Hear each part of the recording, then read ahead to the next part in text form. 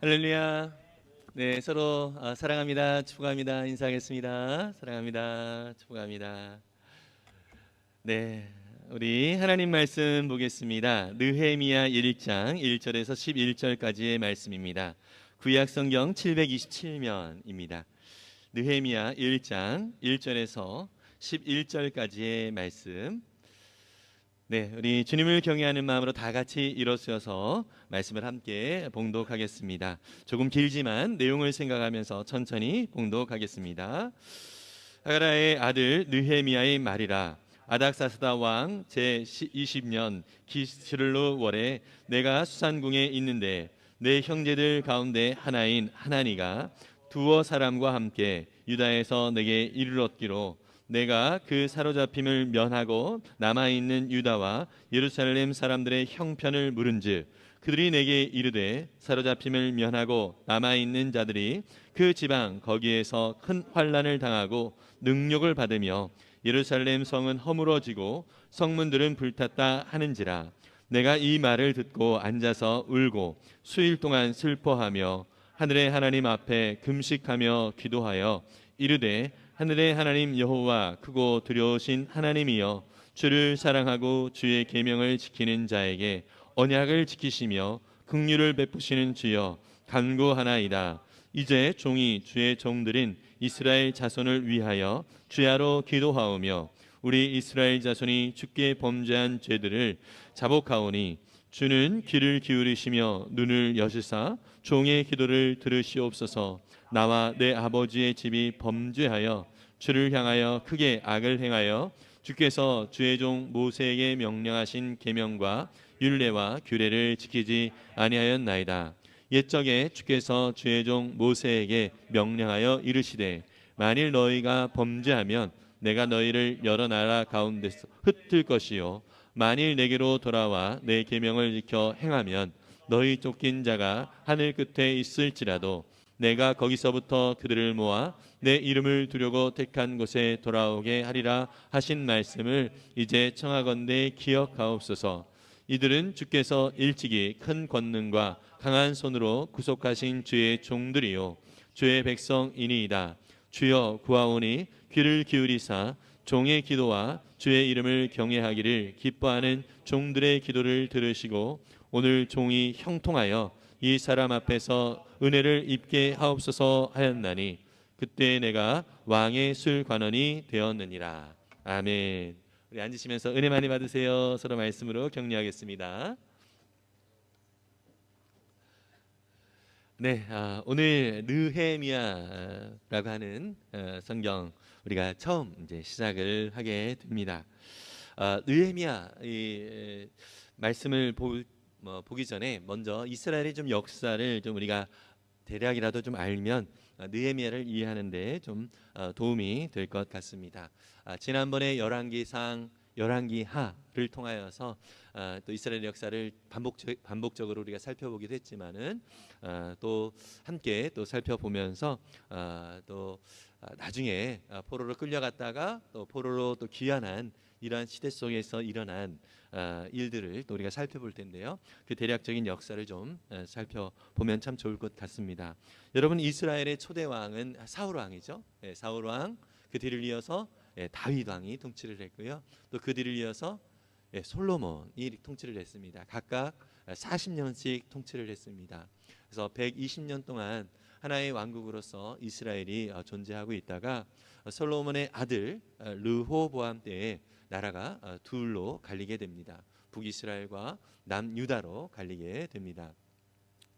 북이스라엘은 솔로몬 시대의 신하였던 여로보암을 중심으로 해서 그가 왕이 초대 왕이 되어서 북이스라엘이 이제 시작이 되고요. 남유다는 솔로몬의 아들 르호보암을 중심으로 그 르호보암이 왕이 되어서 계속 또 따로 또 이어지게 됩니다.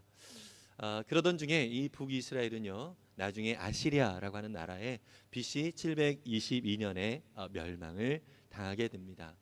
남유다는 조금 더 유지가 되어지죠. 아시리아의 공격을 받기도 했지만 하나님께서 남유다는 보호해 주셨다가 그 다음 그 지역의 패권을 바벨론 바벨론이라고 하는 나라가 그 패권을 차지하고 통치를 하고 있을 때에 이 바벨론에 의하여서 이 남유다가 멸망을 당하게 됩니다. 그때 BC 586년이라고 하는 그러한 시기에 남유다가 완전히 멸망을 하게 되는데요. 여러분, 이 멸망을 하는 그 과정들 속에서 사실은 한 번에 멸망을 당했다라기보다는요, 조금씩 그렇게 바벨론의 위협을 받고 포로로 끌려갔다가 이렇게 세 차례에 걸쳐서 포로로 이제 끌려가게 되거든요. 예, 그런 과정을 통해서 세 차례에 걸쳐서 마지막 3차로 끌려가는 그때가 유다가 멸망을 하는 때였고요. 그때가 또 성전이 완전히 무너지는 그런 때입니다.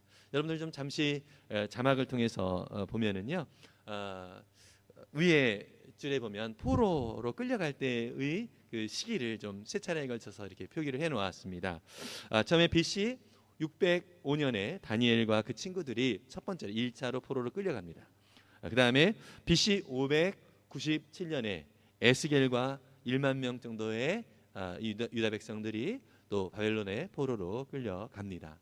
그리고 마지막으로 BC 586년에 성전도 파괴되어지고요, 예루살렘의 또 성벽도 무너지면서 완전히 이제 초토화가 되면서 이제 많은 사람들이 그 바벨론의 포로로 끌려가게 됩니다. 이때가 바로 BC 586년이 그래서 남유다가 멸망한 시기로 이렇게 알려져 있습니다. 여러분, 예레미야 선지자를 비롯한 많은 선지자를 통하여서 하나님께서 약속해 주셨던 또 약속이 무엇이냐면, 너희들이 포로로 끌려가지만 70년 뒤에 다시 돌아오게 될 것이다 라고 하는 이 약속을 해 주셨습니다.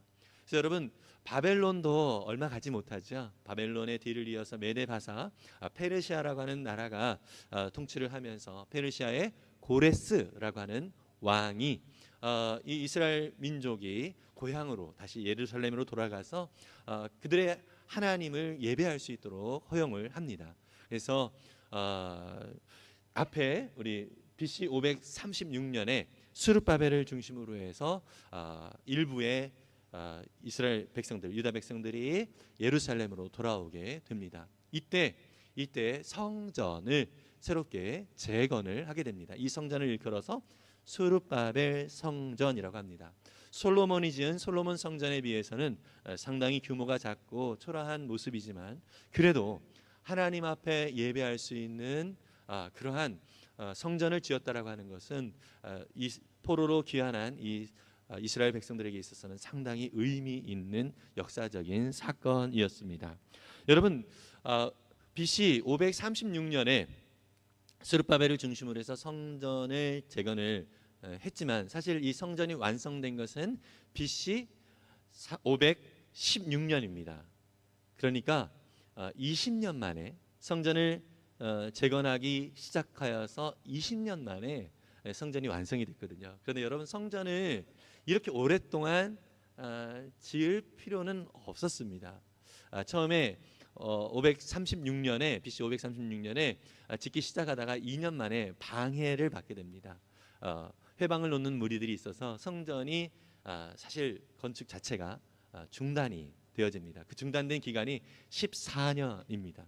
14년 동안 중단이 되어지고 다시 성전을 이렇게 새롭게 또 짓기 시작하여서 여러분들 우리 학계 또 스가랴 이런 선지자들이 바로 성전을 지을 때 백성들을 독려하고 또 성전을 완성할 수 있도록 도와줬던 선지자들이잖아요.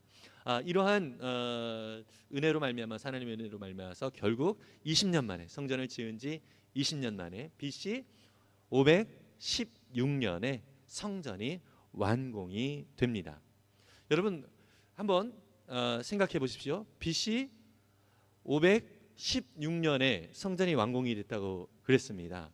조금 뭔가 이렇게 머릿속에 전구가 확 이렇게 밝혀지는 것 같은 느낌이 들지 않습니까? 성전이 파괴됐던 때가 언제라고요? BC 586년. 성전이 다시 완공된 때가 BC 516년. 몇 년 차이입니까? 70년 차이가 있지요. 성전이 파괴된 이후부터 성전이 다시 세워지기까지 70년이라고 하는 하나님의 약속이 참으로 신실하게 이루어졌다는 것을 우리가 알 수 있습니다. 또 연대는 정확하지는 않지만 1차 포로로 끌려갔을 때가 BC 605년입니다. 또 1차 포로로 귀환했을 때가 BC 536년이라고 그랬습니다. 여러분, 이때 사실은 2년 전에 고레스 왕이 BC 538년에 그 칙령을 내렸어요. 너희들은 돌아가라라고 하는 칙령이 내려졌거든요. 비슷하게 시기가 어떻습니까? 70년. 1차 포로로 끌려갔던 때와 또 1차로 귀환했을 때가 70년이라고 하는 간격이 있는 것을 볼 수 있습니다. 성전이 파괴되고 다시 완공되어지기까지 70년, 1차 포로로 끌려갔을 때 또 다시 1차로 포로가 귀환되어졌을 때 그 간격이 또 70년. 하나님의 약속이 참 신실하게 이루어지고 있음을 우리는 역사를 통하여서 확인할 수가 있습니다. 그리고요, 2차 귀환도 세 차례에 걸쳐서 귀환이 되는데요. 성전이 완공된 다음에 BC 458년에 에스라를 중심으로 하여서 이스라엘 백성들이 다시 돌아오게 됩니다. 여러분, 이때는 에스라를 통한 하나님의 율법을 이스라엘 백성들에게 낭독을 하면서 이스라엘 백성들이 하나님 앞에서 회개하고 또 하나님 앞에서 영적인 부흥을 일으키는 시기가 바로 2차 귀환 시기입니다. 그리고요, 세 번째로 3차 귀환이 이루어지는데요.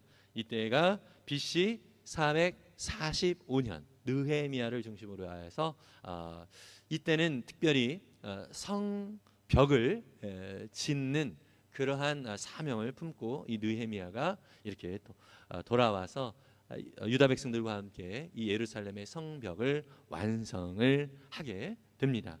여러분, 성전은 얼마나 걸렸냐면 20년이라고 하는 기간이 걸렸습니다. 근데 성벽은 얼마나 걸렸을까요? 성벽은 예루살렘이라고 하는 도시를 삥 둘러서 한 3km 정도의 이제 우리 옛날에 한양의 성곽이 있었던 것처럼 그렇게 이제 성벽을 이렇게 짓게 되는데요. 이 성벽을 짓는 기간은 얼마나 걸렸을까요? 우리가 느헤미야를 보시면 아시겠지만은 52일이 걸렸습니다. 52일. 엄청나게 짧은 기간에 이 성벽을 지을 수 있었습니다. 느헤미야는 사실 이 성벽을 지으면서 성전을 지을 때도 많은 외적인 공격과 회방이 있었습니다. 성벽을 지을 때도 마찬가지입니다.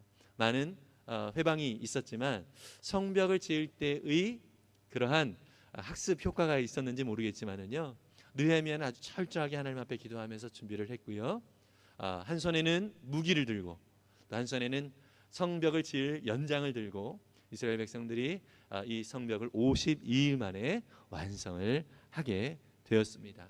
이 모든 것들이 느헤미야를 통하여서 하나님께서 행하신 일들이고요. 무너진 성벽을 재건하면서 특히 예루살렘 성이 온전하게 또 새롭게 성전도 건축이 되어졌고요. 이제 성벽도 건축이 되어지면서 모든 외부의 그런 공격으로부터 이 예루살렘이 이제 보호를 받을 수 있다라고 하는 그러한 상징적인 의미가 있잖아요.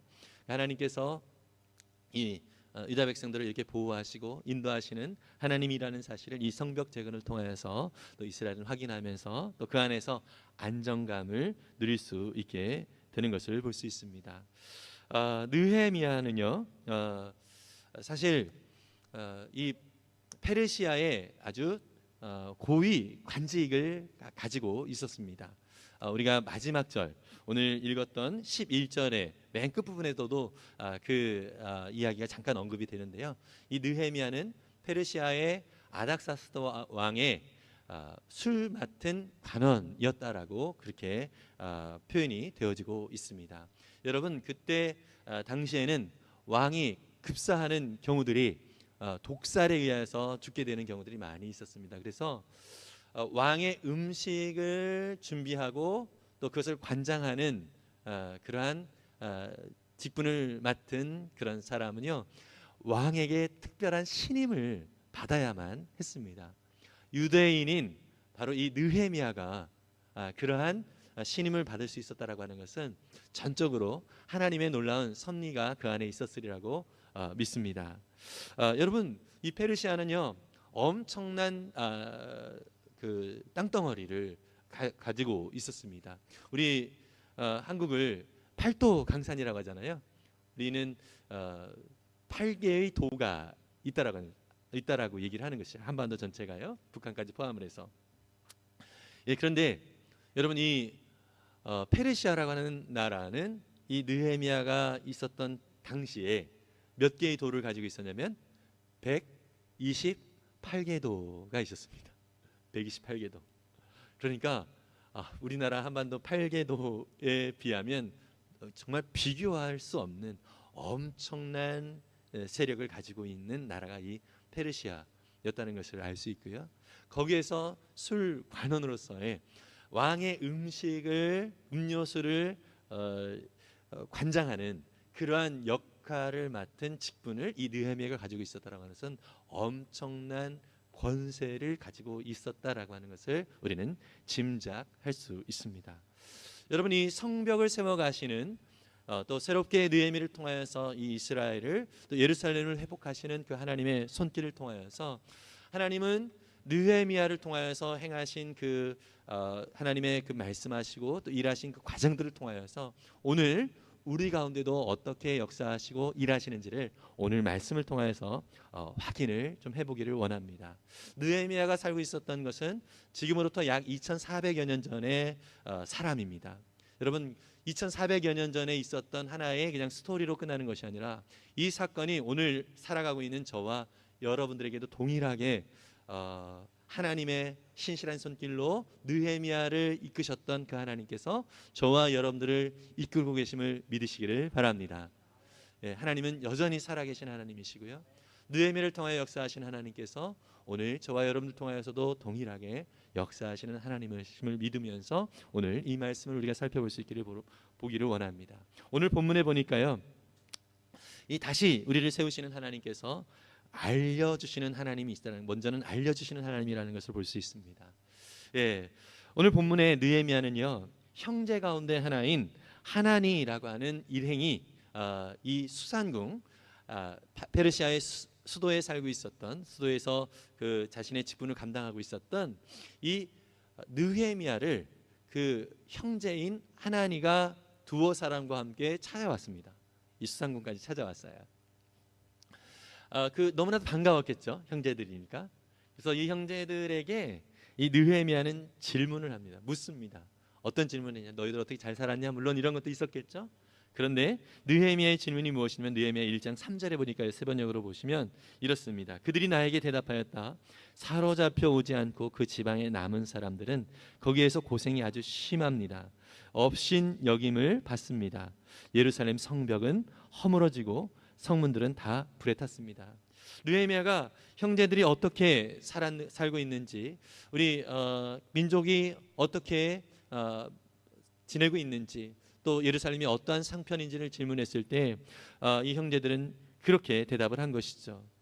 그 지방에 남아있는 사람들은 이렇게 많은 고생을 하고 있습니다. 또 무시받고 살아가고 있습니다. 또 성벽은 무너져 있고 또 불에 탔습니다. 이러면서 참 비참한 또 처참한 그 상황과 그 환경을 지금 이야기를 해주고 있습니다. 느헤미야는 참으로 안타까운 심정으로 그 이야기를 들었고요, 또 실제로 많이 힘겨워했습니다. 우리 오늘 말씀해 보니까 느헤미야는 울면서 슬픔에 잠긴 채 금식을 하면서 하나님 앞에 기도하며 나아갔다라고 말씀을 하고 있습니다. 여러분, 하나님은요 저와 여러분들이 우리의 삶의 환경과 상황들을 보게 해 주십니다. 그리고 또 우리의 현실이 어떤지를 또 느끼게 해 주십니다. 이것은요 나도 볼 수 있고 또 옆에 있는 사람들도 볼 수 있는, 듣고 보는 그런 상황들은 동일한 것이지만 그것을 보고만 또 듣고만 끝나는 것이 아니라 마음으로 느끼게 하시는 분은 우리 하나님이십니다. 우리 안에 계신 성령님은요 저와 여러분들을 그렇게 인도하시는 분이심을 믿으시기를 바랍니다. 누가복음 10장 25절부터 37절까지의 내용을 보면은요, 바로 그 유명한 선한 사마리아인의 이야기가 등장을 합니다. 먼저 율법교사가 사실은 예수님은 시험하기 위해 질문을 하죠. 무엇을 하여야 영생을 얻습니까? 라고 질문을 합니다. 그때 예수님께서 율법의 중심 내용을 이야기해 주십니다. 하나님을 사랑하고 이웃을 사랑하라 라고 합니다. 그런데 그 사랑의 방식이 무엇이라고요? 너의 마음을 다하고 너의 목숨을 다하고 힘을 다하고 뜻을 다하여서 그 하나님을 사랑하고 마찬가지로 이웃도 그렇게 사랑하라. 무슨 얘기입니까? 자신의 전 존재를 다하여서 사랑하라 라고 그렇게 말씀을 하시죠. 그러자 율법교사가 예수님께 이런 질문을 합니다. 그렇다면 내 이웃이 누구입니까? 여러분, 하나님을 사랑하는 것과 이웃을 사랑하는 것은 동일하다라고 그랬잖아요. 그죠? 이웃을 사랑하는 것은 곧 하나님을 사랑하는 것이고, 하나님을 사랑한다는 사람은 곧 이웃을 사랑하는 사람이 된다. 왜요? 보이지 않는 하나님은 하나님의 형상으로 지은 이웃을 통하여서 하나님을 어떻게 사랑하는지를 우리가 보여줄 수 있기 때문이라는 것이죠. 그때 예수님께서 진짜 내 이웃이 누구입니까? 라고 질문한 이 율법교사에게 이 바로 사마리아 사람의 이야기를 해주고 있는 것이죠. 예수님은요, 예루살렘에서 여리고로 내려가다가 강도 만난 한 사람에 대한 이야기를 해주십니다. 그 사람은요, 옷이 벗겨지고 많이 맞아서 거의 죽어가는 채로 길가에 버려져 있는 사람입니다. 그런데 그 길을 한 제사장이 지나게 됩니다. 한 제사장이 그 길을 지나면서 강도 만난 사람을 보았습니다. 강도 만난 사람을 보았습니다. 그런데 그는 그를 보고 피하여 지나갔습니다. 또 그 길을 이 제사장이 지나간 뒤에 한 레위 사람이 동일하게 지나갑니다. 이 사람 역시 강도 만난 사람을 보았습니다. 강도 만난 사람을 보았습니다. 그런데 이 사람 역시 그대로 그 사람을 놔두고 지나갔습니다. 그런데 어떤 사마리아 사람 한 사람이 동일하게 이 길을 지나갑니다. 강도 만난 사람을 보았습니다. 그리고 그는 본 것으로 끝나지 않고 그 본 것이 그의 마음에 이어지게 되었습니다. 누가복음 10장 33절과 34절은 이렇게 말씀을 하고 있습니다. 세번역 성경으로 읽을 텐데요, 함께 읽어볼까요? 그러나 어떤 사마리아 사람은 길을 가다가 그 사람이 있는 곳에 이르러 그를 보고 치근한 마음이 들어서 가까이 가서 그 상처에 올리브 기름과 포도주를 붓고 싸맨 다음에 자기 짐승에 태워서 여관으로 데리고 가서 돌보아 주었다. 네, 그냥 지나치지 않고 그 강도 만난 사람의 상처를 치료해 주고요, 또 그가 잘 쉬고 치료받을 수 있도록 여관으로 데리고 갔습니다. 그 뒤에는 또 어떻게 하죠? 자기도 바쁘잖아요. 그래서 자기 길로 다시 가지만 돌아오겠다라고 약속하고, 또 이 여관 주인에게 뭐라고 얘기합니까? 혹시라도 이 사람을 치료하고 돌보는데 돈이 얼마든 들어가도 상관없습니다. 그 돈을 더 드릴 테니까 정말 잘 이 사람을 살펴주십시오 라고 부탁을 하고 그렇게 자기 길을 가는 것을 볼 수 있습니다. 여러분, 이 사람의 마음에 어떤 마음이 들었다고 얘기를 하고 있냐면 측은한 마음이 들었다라고 말을 하고 있습니다. 이 측은한 마음은 이 사람에게 어떻게 해서 들었을까요? 그가 그냥 마음씨 좋은 사람이라 그런 마음이 들은 것일까요? 저는 그가 하나님께 속한 사람이었기 때문에 그런 마음이 들었다라고 생각합니다. 하나님께서, 그 성령님께서 그 안에 역사하고 있기 때문에 하나님 아버지의 마음이 그 안에 있게 되었다라고 하는 것이죠. 여러분, 무엇보다도요, 이 사마리아 사람은요, 그때 당시에 상당히 무시를 받는 사람이었습니다. 자기의 인생 속에서 많은 사람들에게 무시를 받으면서 참 고생을 많이 했을 거라고 짐작이 됩니다. 어떻게 보면은 그의 인생 속에서 많은 상처가 있었을 것입니다. 그런데 여러분, 이러한 상처와 이러한 고생이 그가 더더욱 하나님 아버지의 마음을 알 수 있게 되는 그런 자리로 나아가게 했습니다. 무엇보다 저는 성경에서 나오지 않지만 이 사람은 그의 상처와 그 아픔을 보듬어 주시는 하나님의 사랑이 무엇인지를 느꼈을 것이라고 생각합니다.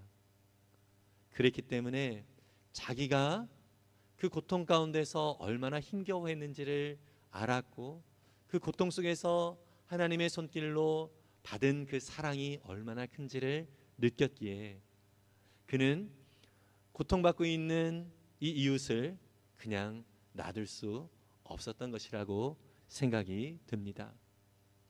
여러분, 이러한 마음은 착한 사람이라 드는 마음이 아니라 우리에게도 동일합니다.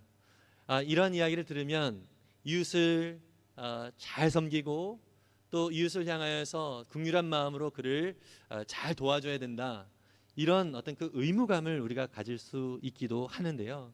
여러분, 그런 부담감 가지라고 이 본문이 있는 것 아닙니다. 하나님의 사람은 어떠한가 라고 하는 내용을 얘기하고 있는 것이고요, 하나님의 사랑이 무엇인지를 아는 자는 어떻게 살아가는가 라고 하는 것을 말씀해 주고 있는 것입니다. 다시 말해서 저와 여러분들이 정말로 이웃을 향하여서 측은한 마음이 들고 그를 섬기고 싶은 마음이 든다면 이런 마음은 누가 주신 거라고요? 하나님께서 주신 거죠. 그것은 또 어떠한 이야기를 내포하고 있냐면 내가 그만큼 하나님의 사랑을 받은 자임을 본인이 느끼고 경험했다라고 하는 증거인 것입니다. 여러분, 그래서 우리에게 필요한 것이 바로 하나님이 내게 어떠한 사랑을 베풀어 주셨는가라고 하는 것을 깊이 마음에 새기는 것입니다. 느헤미야는요, 참 포로로서의 그 삶 속에서 이 느헤미야 역시 많은 고통과 아픔을 경험하고 있었을 것입니다. 그런데 그런 상황들 속에서 하나님이 자기의 인생 속에서 어떻게 일하셨는가라고 하는 것을 깊이 느끼고 그 하나님을 신뢰하며 나아갔고요, 예루살렘의 형편을 듣는 것만으로도 그의 마음이 너무나도 요동쳤습니다. 하나님 아버지의 마음이 그런 마음이 아니었을까 싶습니다. 슬퍼하며 눈물로 기도하고요, 무엇보다도 금식을 하며 그 예루살렘을 향하여서, 그리고 자기 민족을 향하여서 기도를 하고 있는 이 예레미야의 모습은 여러분, 예수 그리스도 안에서 살아가는 저와 여러분들의 모습이라고 믿습니다. 요한복음 15장에 보면은요, 포도나무의 비유가 있습니다. 포도나무에 붙어 있는 가지는 열매를 맺는다라고 예수님께서 말씀을 해주시는데요, 성경에서 열매라고 하면 이 열매는 성령의 열매를 우리가 떠올릴 수가 있습니다. 바울은 갈라디아서 5장 22절 23절에서 성령의 열매를 이렇게 말을 하고 있습니다. 우리 함께 읽어볼까요? 세 번역으로 있습니다. 그러나 성령의 열매는 사랑과 기쁨과 화평과 인내와 친절과 선함과 신실과 온유와 절제입니다. 이러한 것들을 막을 법이 없습니다. 아멘. 여러분, 이 말씀에 대한 오해를 우리가 하지 말아야 될 것은 너희가 이런 열매를 맺어야 된다, 이거 아닙니다. 그냥 주님께 붙어 있으면 너희들은 이런 열매를 맺는다입니다. 믿으십니까?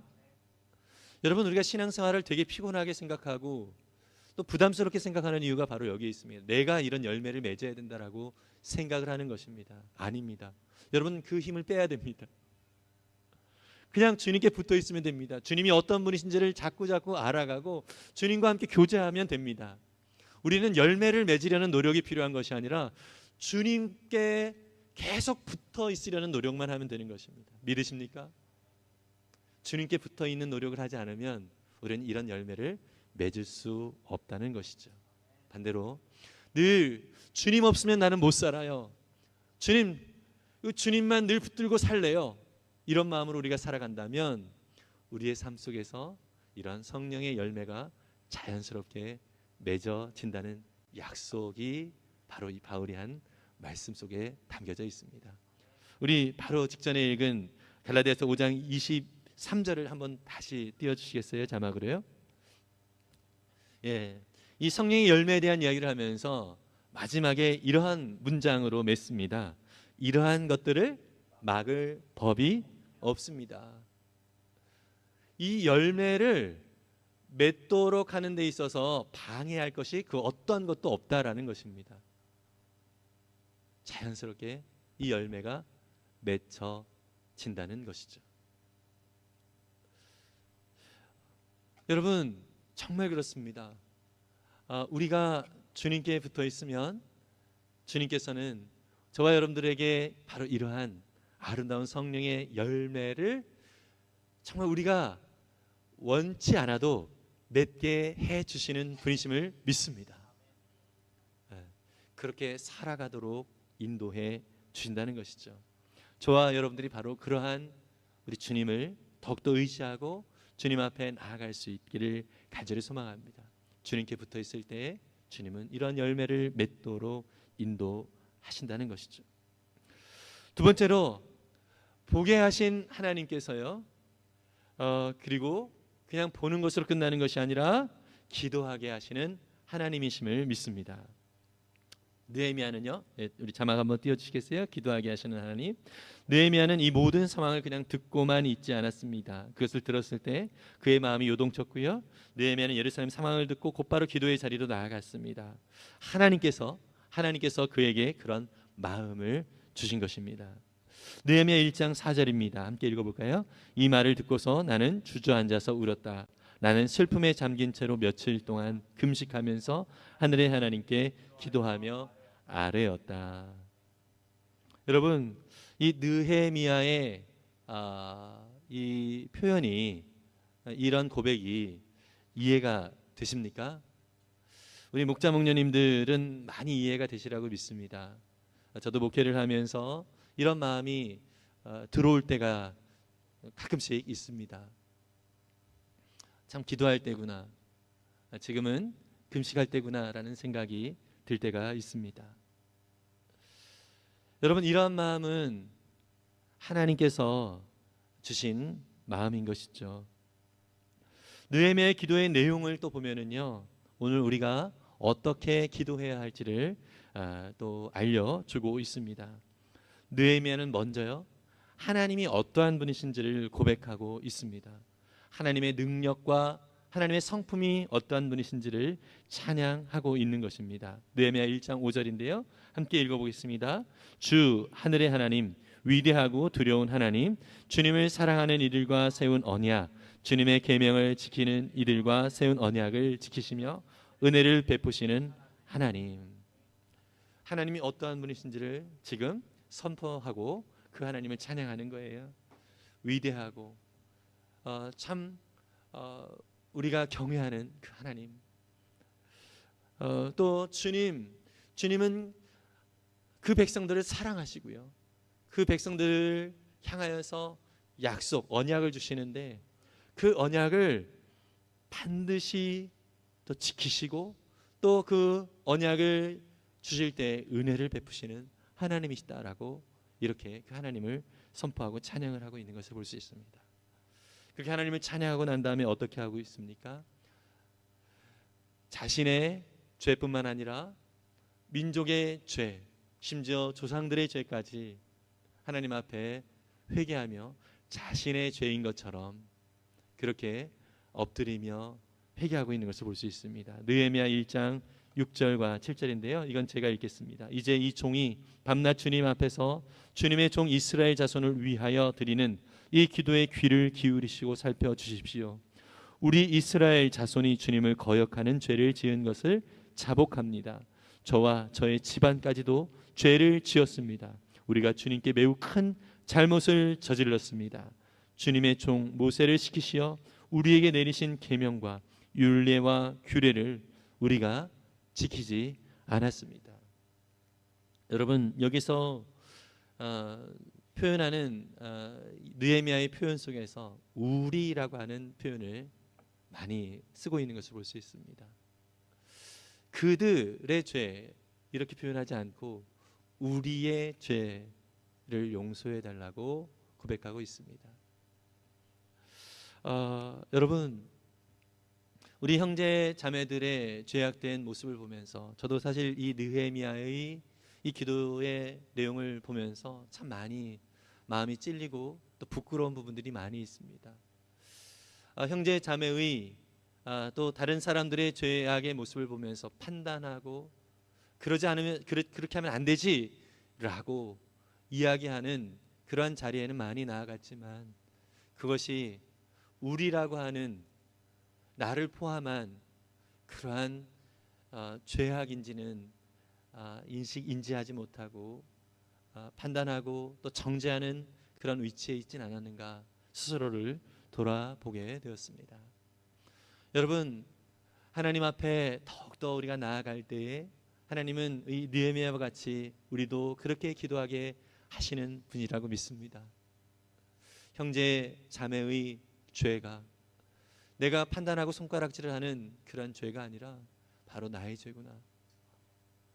그러면서 함께 눈물로 기도하고 회개하는 그러한 모습이 바로 이 느헤미야의 모습이었던 것처럼 오늘 저와 여러분들이 하나님의 사람으로서 그렇게 기도하는 자리에 나아가기를 원합니다.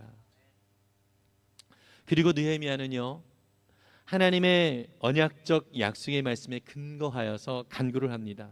비록 이스라엘은 하나님께 범죄함으로써 여러 나라로 흩어졌을지라도 회개하고 주님의 계명을 지키면 다시 돌아오게 하겠다라고 하시는 하나님의 약속에 근거하여서 기도하고 있는 것을 볼 수 있습니다.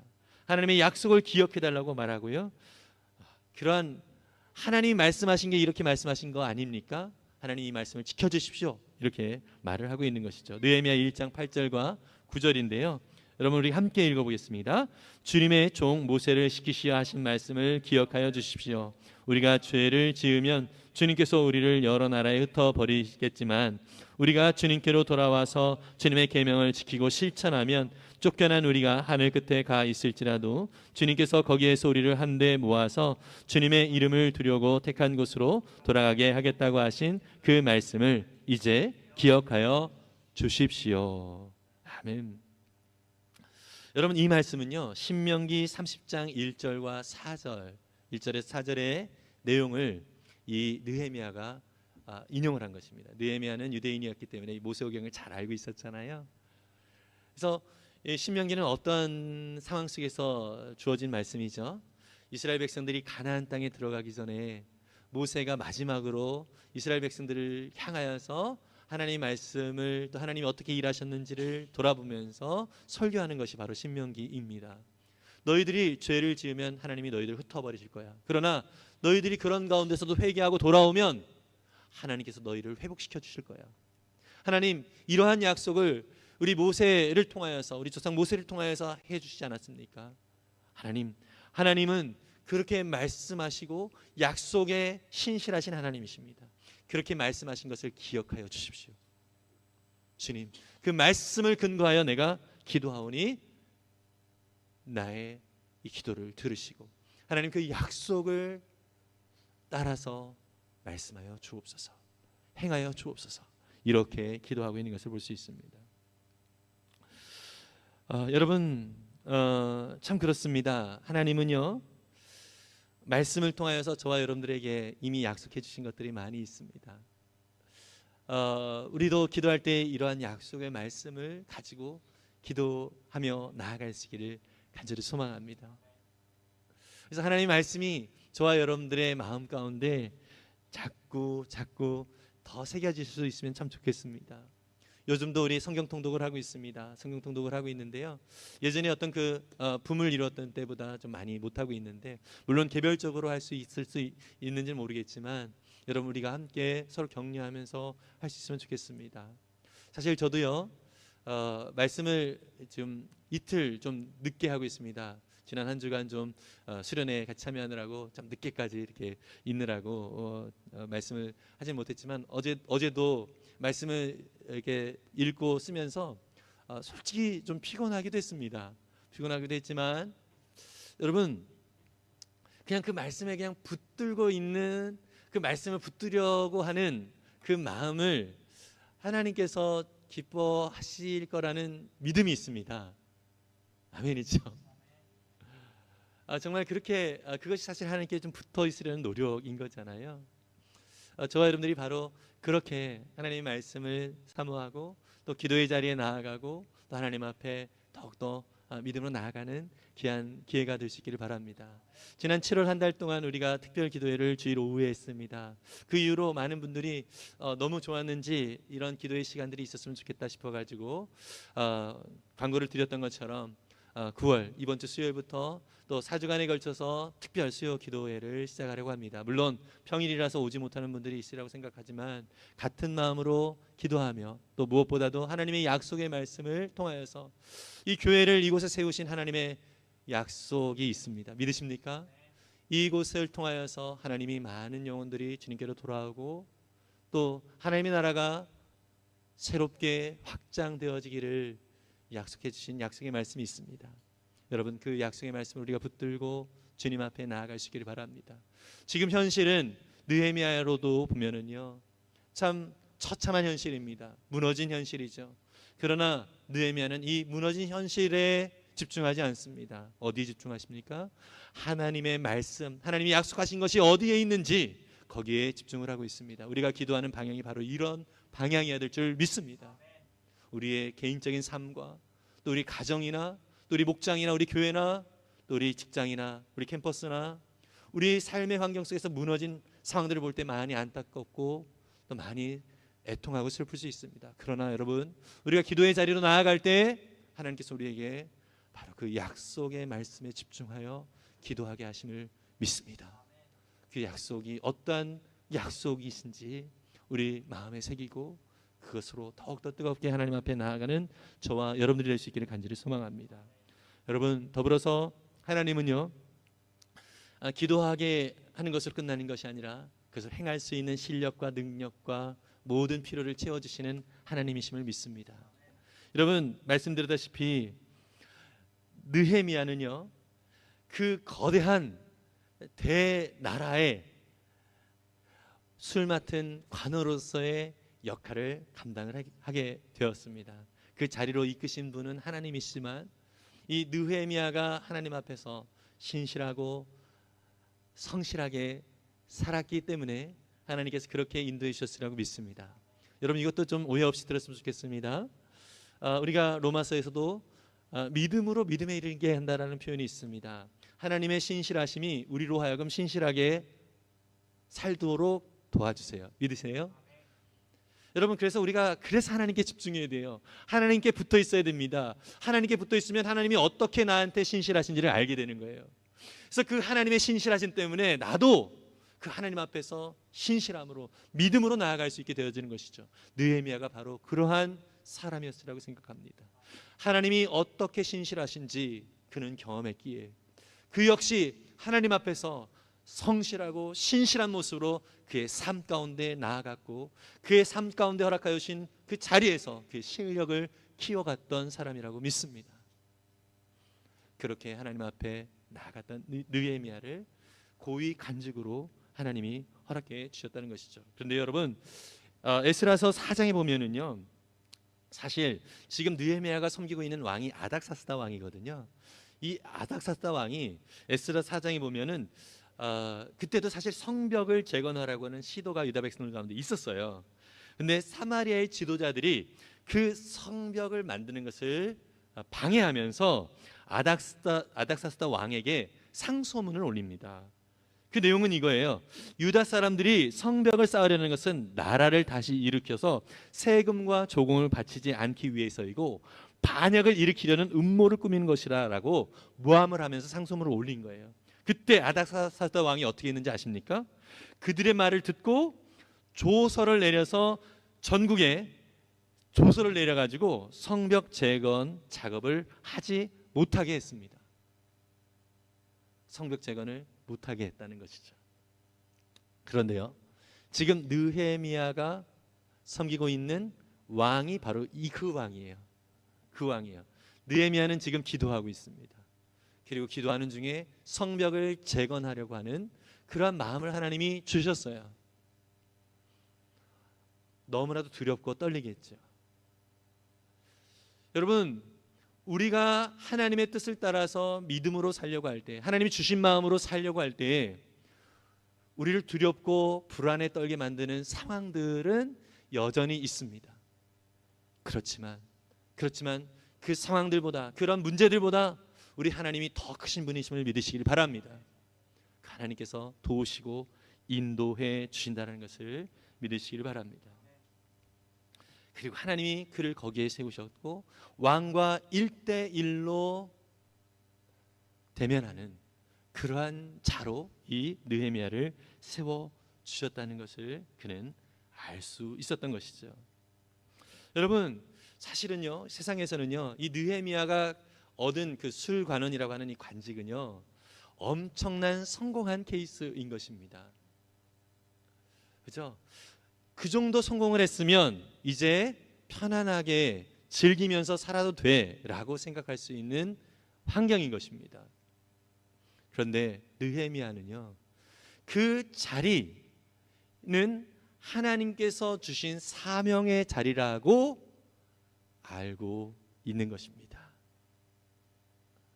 여러분, 우리가 기도할 때 하나님 앞에, 하나님 이러한 것을 주십시오, 이러한 자리를 주십시오, 이런 위치를 주십시오, 이렇게 기도를 하는데요, 그 기도에서 끝나면 안 되는 것입니다.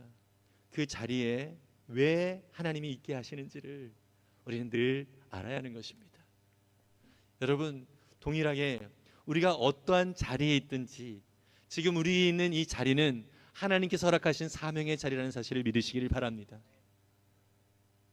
여러분, 스스로 초라한 자리라고 느껴질 수 있기도 하겠지만은 그 자리가 어떠한 자리든지 하나님은요, 비천한 자리에도 있어야 하시는 하나님이십니다. 풍부한 자리에도 있어야 하시는 하나님이시죠. 그런데 그 자리에 누구를 보내세요? 저와 여러분들을 보내셨다는 사실을 믿으시기를 바랍니다.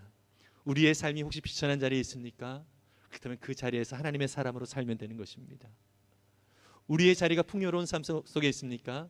그럼 그 자리에서 하나님의 사람으로 살아가는 저와 여러분들이 될 수 있기를 간절히 소망합니다. 바울이 그래서 고백을 했잖아요.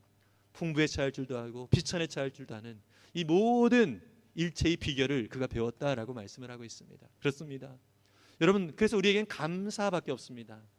내가 어느 자리에 있든지 어떤 환경에 있든지 그 자리는 하나님께서 나로 하여금 보내신 자리다 라는 그런 믿음이 있기 때문에 그 자리에서 우리가 해야 될 것이 무엇이라고요? 충성입니다. 하나님께서 주신 사명의 자리, 충성을 하면 되는 것입니다.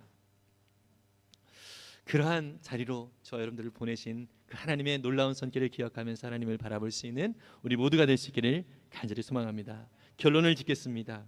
오늘 말씀, 다시 세우시는 하나님이라고 하는 이 말씀에 여러분 세 가지 대지를 보시면은요, 알려주시는 하나님, 기도하게 하시는 하나님, 행하게 하시는 하나님이라는 표현을 제가 썼습니다. 다 무엇이죠? 수동형과 가깝고요, 수동태로 표현을 한 것이죠. 예. 우리는 우리의 힘과 능력으로 사는 것이 아니라 하나님의 은혜로 살고 하나님의 주시는 힘과 능력으로 사는 자들입니다. 믿으십니까? 우리가 하나님 없이 사는 모든 일들, 또 모든 삶은 아무것도 아닌 삶이라는 것이죠. 다시 말해서 우리의 인생 끝에서 후회할 수밖에 없는 인생이라는 것이 하나님 없이 살아가는 삶은. 그래서 주님을 떠나서는 아무것도 할 수 없다라는 요한복음 15장 5절의 말씀을 항상 우리 마음에 새기면서 하나님께서 우리에게 은혜를 주셔야 그렇게 살 수 있는 존재임을 기억하고, 주님, 제가 주님께 붙어 있어 주님의 마음을 품고 주님이 보게 하신 것을 보고 듣게 하시는 것을 듣고 주님 기도하게 하시는 그 자리에 나아가고, 또 주님 저로 하여금 하나님의 역사, 주님의 일하심을 하게 하시는 그 자리에 제가 충성스럽게 있겠습니다라고 하는 이 믿음의 고백을 하는 저와 여러분들 모두가 될 수 있기를 간절히 소망합니다.